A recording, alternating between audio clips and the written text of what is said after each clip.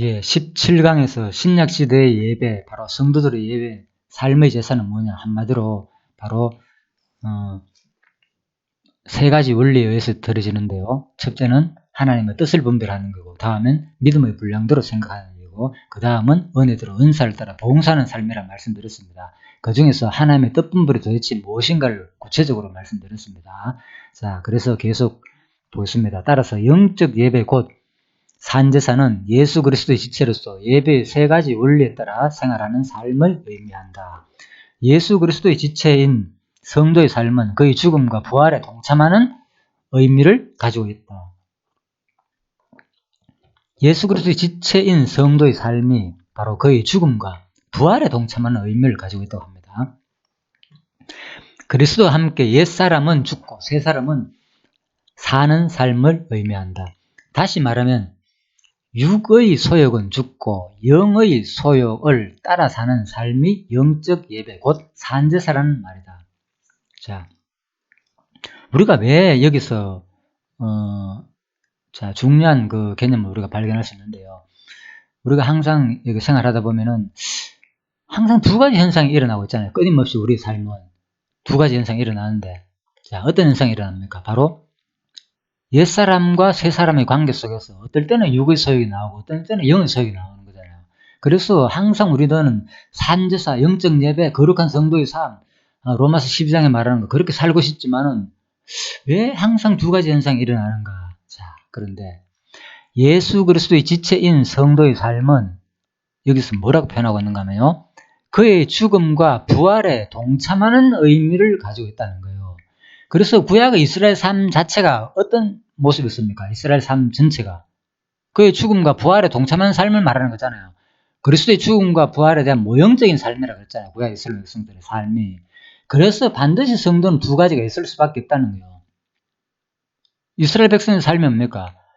복과 저주의 말씀으로 구성된, 예? 행하면 복받고 행하지 않으면 저주의 삶을 받았잖아요. 곧 육체적인 삶과 하나님을 섬기는 삶을 살았잖아요.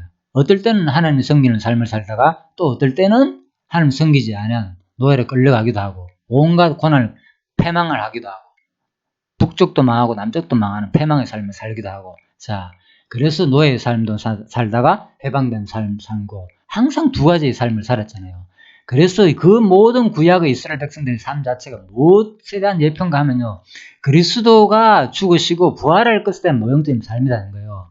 그러니까 지금 우리들은 우리의 삶 자체도 무슨 삶이냐, 바로 예수 그리스도의 지체인 성도인 삶도 바로 그의 죽음과 부활에 동참하는 의미를 가지고 있다는 거예요. 그래서 우리 지금 성도들이 왜 두 가지 현상을 삶을 했는가?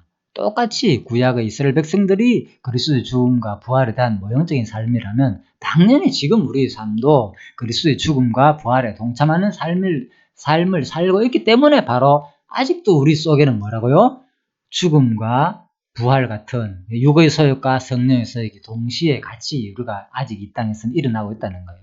자, 그래서 그리스도의 죽음과 부활이 동참하는 의미가 우리가 이 땅에서 겪고 있다. 그래서 여러분들이 결코 반드시 성령의 소유해 가지고 성공하는 그 삶을, 승리하는 삶만 산다고 해가지고 성도의 거룩한 삶을 사는 것이 아니고, 예? 물론 그것이 삶 맞습니다. 맞지만은 반드시 두 가지 삶 자체가 근본적으로 하나님은 바로 두 가지를 동시에 본다는 거. 우리가 바로 성도의 거룩한 삶이라는 것은 바로 우리의 고난과 죽음이 동시에 일어남으로 그것을 그리스도의 고난에 동참하는 삶이다. 이렇게 생각하면 되는 겁니다. 그래서 육신의 소욕에 가지고 우리가 비록 넘어지고 힘들지라도 그 모습 자체가 바로 하나님 그리스도의 고난에 동참하는 삶의 의미가 있다는 거.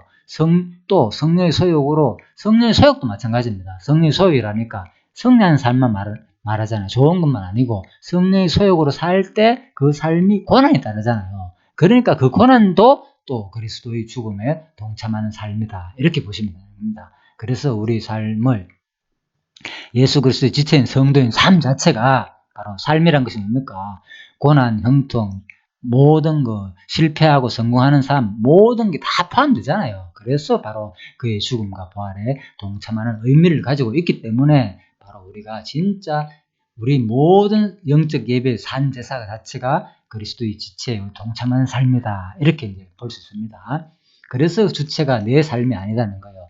그리스도와 함께 옛사람은 죽고 새 사람으로 사는 삶을 의미한다. 다시 말은 육의 소욕은 죽고 영의 소욕을 따라 사는 삶이 영적 예배 곧 산제사라는 말이다. 그래서 육의 소욕이 점점 죽어가면서 이제 거룩한 성도의 삶이 드러나는 거, 이것이 바로 영적 예배다. 이렇게 생각하면 됩니다. 딱 구별해가지고 요거는 절대로 영적 예배가 아니고 요거는 예배가 아니고 이것만 예배다. 그렇게 구분할 수 없겠죠. 예, 그래서 우리 육의 속이 점점 죽어지면서, 우리 육신이 나잖아요. 죽어지면서 또 성령의 따라 소욕을 따라 살아가는 그 삶 자체가 다 영적 예배의 삶이 된다는 거예요. 육신을 완전히 제거하고 100% 신령한 그런 삶만 진짜 어떤 영적 예배가 아니고요. 그죠? 바로 육신의 소욕은 점점 죽어가고 있고, 그래서 영의 소욕으로 따라가는 삶 자체, 그죠? 성령의 소욕을 따라 살아도 우리는 뭡니까? 이미 육신을 입고 있잖아요. 그래서 이거 자체를 하나님께서 바로 영적 예배라, 곧 산제사라 받아들여 준다는 겁니다. 예. 자, 그러므로 신약 시대의 사도와 성도가 드리는 영적 예배는 그리스도의 몸된 지체로서 성령의 교통하심에 따라 생활하는 실제적인 삶을 의미하는 것이다. 바로 그리스도의 지체로서 성령의 교통하심에 따라 생활하는 실제적인 삶을 의미하는 것이다.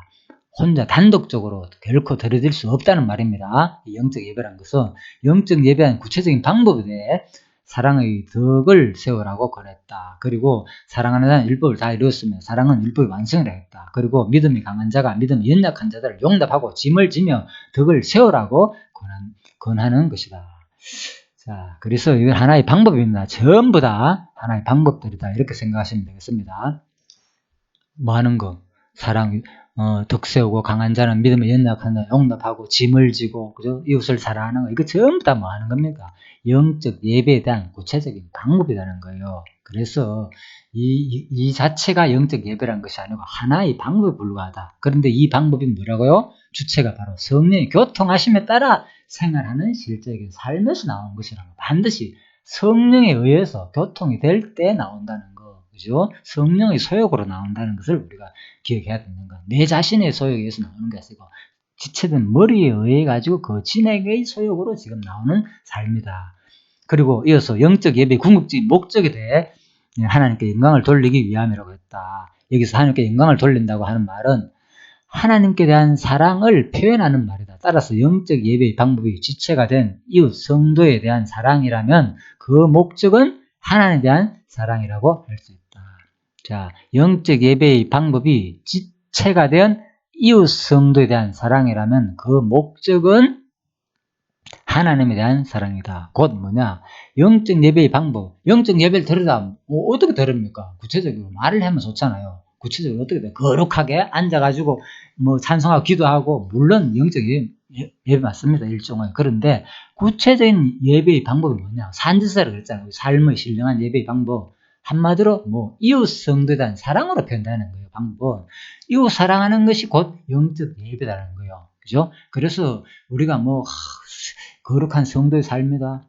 구체적인 특정한 장소에서만 드리는 것이 아니고 형식과 그것을 초월해가지고 우리 삶 자체가 영적 예배입니다. 이러니까 그거로 끝나는 것이 아니고 구체적인 그 방법은 뭐냐? 그렇다면은 구체적인 방법은 영적 예배라는 것은 바로 이웃을 사랑하는 것이다. 그게 진짜 영적 예배의 그 구체적인 방법이다. 그 말입니다. 그렇다면 또 그 다음에 그 사랑하는 목적이 뭐냐? 이웃을 사랑하는데 그 목적은 뭐냐? 그 목적은 하나님에 대한 사랑을 할 수 있다. 내가 왜 이웃을 사랑하는가? 그렇죠? 그러니까 우리는 이웃 사랑하라 그러니까 영적 예배라니까 내가 막 이웃 사랑하려고 그러잖아요. 왜? 어떨 때는 이웃이 미운 거예요, 솔직히. 원수도 있고 밉기도 하잖아요. 그러니까 이게 잘 안 되잖아요. 왜? 그것을 하나의 영적 예배의 방법으로만 생각하기 때문에 목적과 연관시키지 못하기 때문에 나오는 거란 말입니다. 바로 목적은 뭐냐? 바로 하나님에 대한 사랑으로서 우리는 결국은 모든 것은 하나님 사랑을 깨닫는 겁니다. 우리 모든 삶은. 그래서 하나님 주신 그 사랑을 깨닫는 방법이 뭐냐? 그래서 바로 이웃을 사랑하는 방법으로서 드러난다는 거예요. 그래서 그것이 바로 하나님에 대한 사랑이라는 거예요. 이웃을 사랑하는 것이 곧 하나님의 사랑으로 나타나는 겁니다. 그래서 우리는 근본적으로 이웃 사랑이 근본 목적이 아니고, 그죠? 바로 영적 예배의 목적은 하나님에 대한 사랑이라는 거예요. 그래, 하나님에 대한 사랑의 방법이 뭐냐? 바로 이웃 사랑으로 나타난다. 자, 이렇게 정리할 수 있습니다. 결국 신약 교회의 산대사 곧 영적 예배는 위로 하나님을 사랑하고 이웃을 자기 몸처럼 사랑하는 삶을 말한다. 그렇다면 성도들이 주일 아침마다 정해진 시간에 교회당에 모여 목사의 인도로 진행되는 소위 대예배라는 의식은 무엇인가? 그것은 예배라기보다 하나님을 경외하는 성도의 집회 또는 성도의 모임 아니면 경건한 자들의 모임이라는 경건회로 하는 것이 옳다. 뭐 대예배 이런 개념을 쓰지 말자는 것이 잘못됐다. 그래서 이것은 하나의 모임이다. 모임.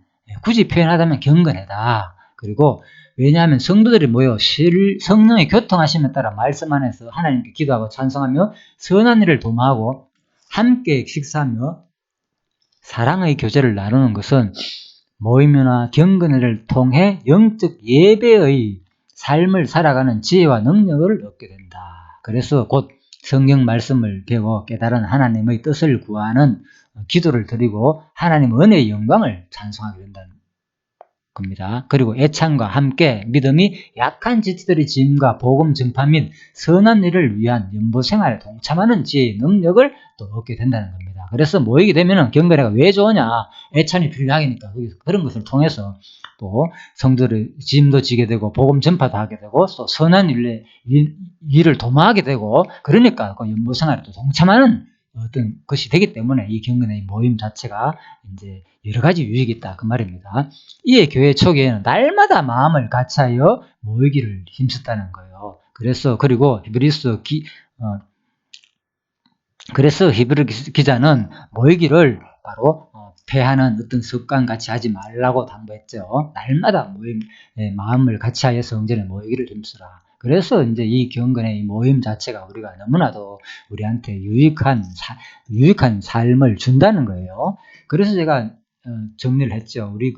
의미가 없느냐는 거예요. 모임 자체가 그 예배란 것이 신령한 삶의 예배를 말한다. 그렇다면 우리가 드리는 그 예배 대예배에 모여가지고 모임 자체는 전혀 의미가 없느냐? 아니다. 충분히 여러 가지 의미가 있다는 거예요. 여기도 설명하고 있죠. 예, 그래서 제가 이제 설명드린 것은 어떤 형식, 의식 자체, 모임 이 자체가 바로 뭐냐? 바로 보화를 담는 그릇의 의미가 충분히 있다고 설명드렸습니다. 그 자체가, 그죠? 의식과 형식을 통한 그 자체가 어떤 보화는 아니지만 그 속에 진짜 우리가 보화를 배울 수 있는 그 역할을 할 수 있다는 겁니다. 그래서 모일 때 뭡니까? 바로 하나님을 찬송도 할 수도 되고 또 기도도 하게 되고 하나님께 또 영광을 돌리게 되고 또 거기에 뭡니까? 여러 가지 지체를 통해서 같이 또 애찬도 하게 되고 또 교제가 이루어지면서 진짜 상대방의 짐을 또 질 수 있게 되고 부족한 상대방에 또 내 은사를 발휘하게 되고 선한 일을 또 도모하게 되고 얼마나 유익한 것이 많습니까? 그래서 그래서 의미가 있다는 겁니다. 그래서 날마다 모여 같이 하게 되면 여러 가지 더 이제 부수적인 효과가 일어난다. 자, 이렇게 볼 수 있습니다.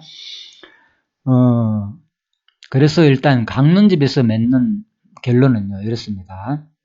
강론집이 아니고 이제 무엇인가 책에서 맺는 결론적으로 신약시대 예배란 성령의 교통에 따라 성도들이 생활하는 실제적 삶을 말한다. 구약시대 의식과 형식에 따른 제사는 예수 그리스도께 드리신 영원한 제사의 모형과 그림자였다. 그러므로 현대교회가 주일 아침 절차에 따른 의식에 의한 형식적인 행사를 대예배라고 하는 것은 성경적인 신령한 예배를 오해한 결과에 지나지 않는다.